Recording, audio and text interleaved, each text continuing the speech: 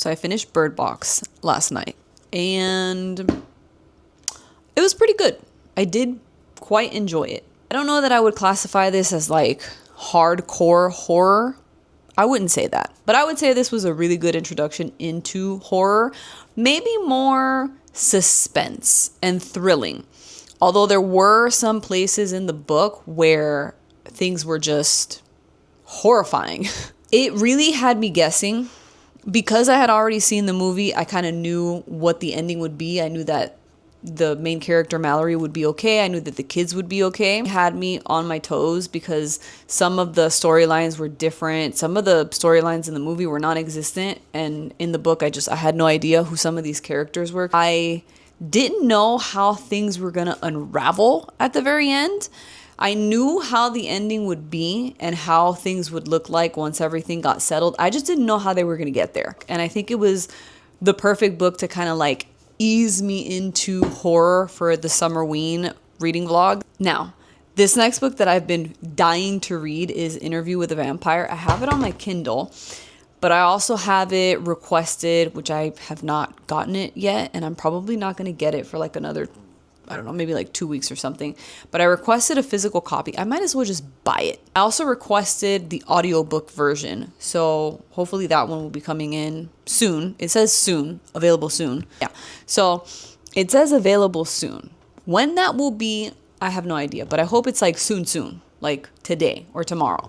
Because I listened to a sample of it and I really liked the narrator for this audiobook. He was really engaging, which I find it like, if you're going to listen to an audiobook, I think it's so important to have a narrator that is actually engaging, because if you have a narrator that's boring, that's talking to you in a monotone, that isn't really like acting out the scenes, that will be the end of the audiobook for me. I'm curious to see if the movie adaptation is similar to the book, because I always say this about books. The books are always better because you get all of the backstory, you get the lore, you get the internal monologue that you don't typically get in a movie.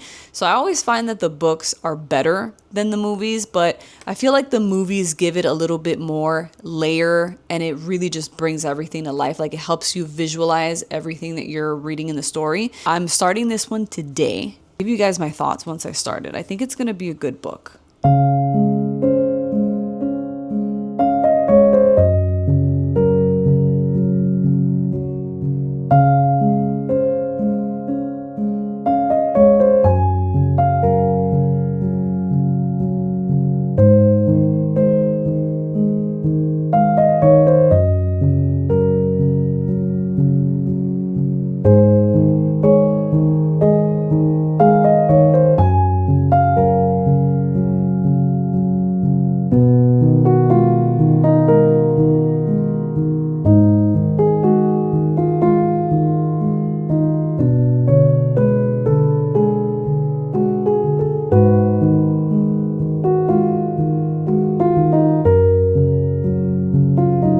Hey guys, so I owe you an update. I finally got started on Interview with a Vampire.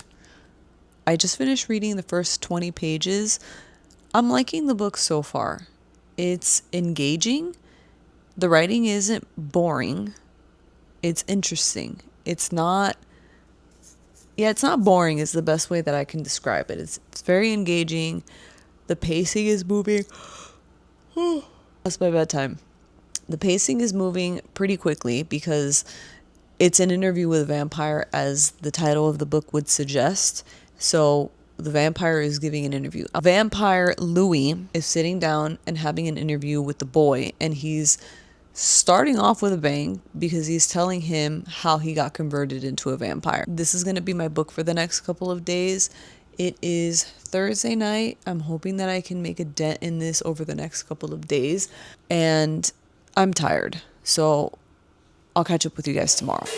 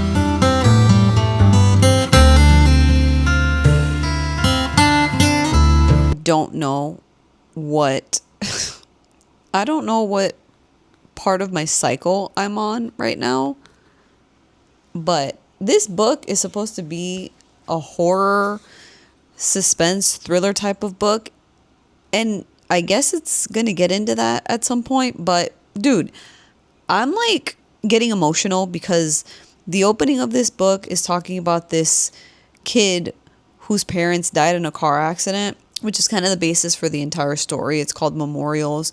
It's talking about all of the roadside memorials that you see when people die in car accidents. But hearing him talk about his grief with losing his parents and then his aunt looking a whole lot like his mom, and the fact that her husband died and her dog died, and like all of this death in his family is making me really emotional for some reason. Why am I getting emotional about this? And why is this book so sad?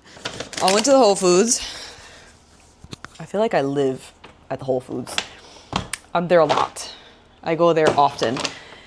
But I thought maybe getting some honey would help with my allergies, although I'm like almost positive that it's the dust in the apartment. I went to go look at the air vent to see how the filter was looking, and it's dirty. It is gray. I remember when they put it in, I think it was like a month ago, maybe like a month and a half ago, when they put in the new filter, it was white. It is not white anymore. It is looking quite gray. I have pets, and so the air filter tends to get more dirty because I have animals, and so it really needs to get changed out a lot more often. I think most people would probably change out their air filter like, I don't know, every 3 months or something like that. I probably have to change my air filter out maybe once a month, maybe a month and a half, something like that. I have a dog and I have a cat. I found a spoon. So I got this honey, raw honey. I get it at Whole Foods. I think it costs like $13 or something, but it's my favorite. It tastes really good. I like it. I got ice cream. And I also got these chips. See if they're any good. There was another brand that I didn't see there. It was the chickpeas. I think it's chickpea hippie or something like that. They have like their own version of hot Cheetos, but I couldn't find them. They didn't have any that day. So I got this brand instead, which is Lesser Evil. They make really good popcorn. I've had their popcorn before. Looks promising.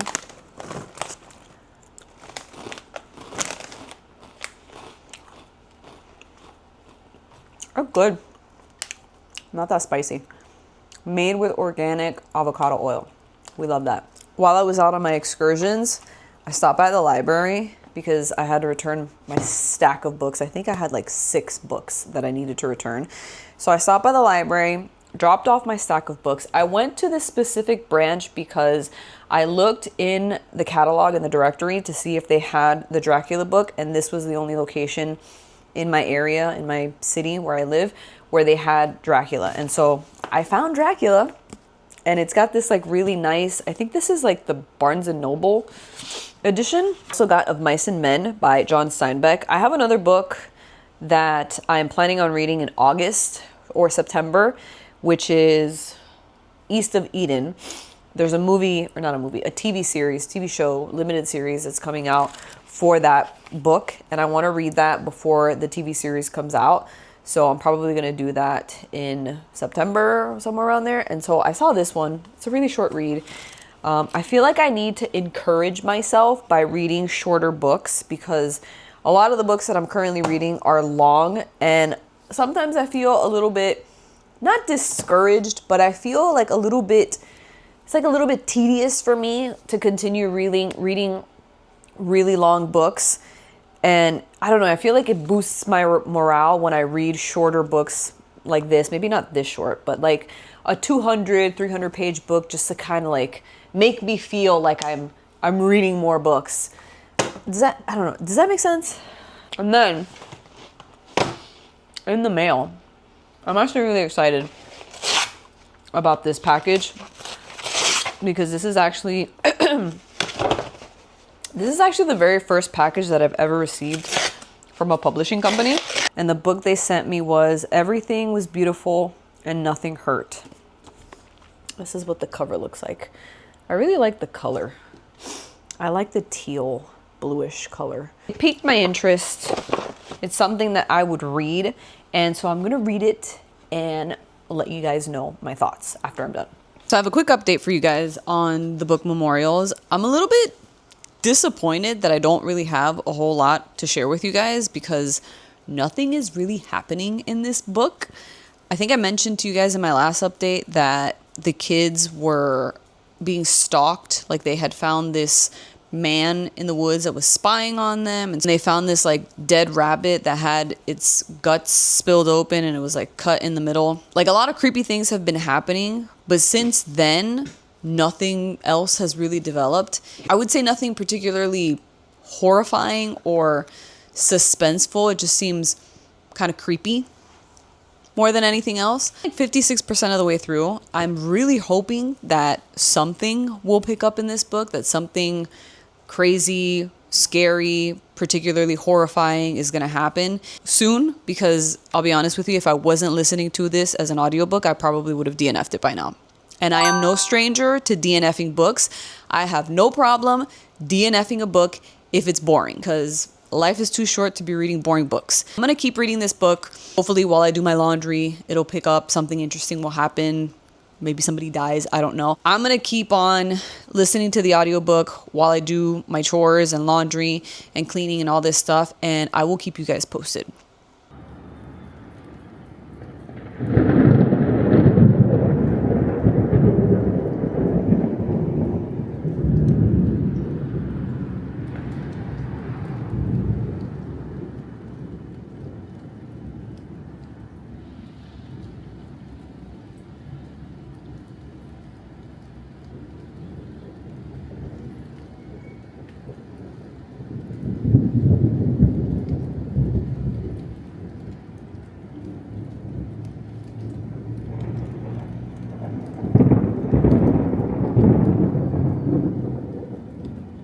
It is about to pour like you wouldn't believe, which makes for the best reading weather. I love having the windows open so that I can hear the rain and hear the lightning, which kind of freaks me out a little bit, especially when it's really loud like this and very close by. But if it's still pouring and raining and thundering and lightning when the sun finally does go down, I think it's going to be really beautiful. I love a good light show. I don't know if this is true. Maybe you guys can tell me. They say that it's not a good idea to take a shower when it's out lightning and storming like that, but I really need to take a shower.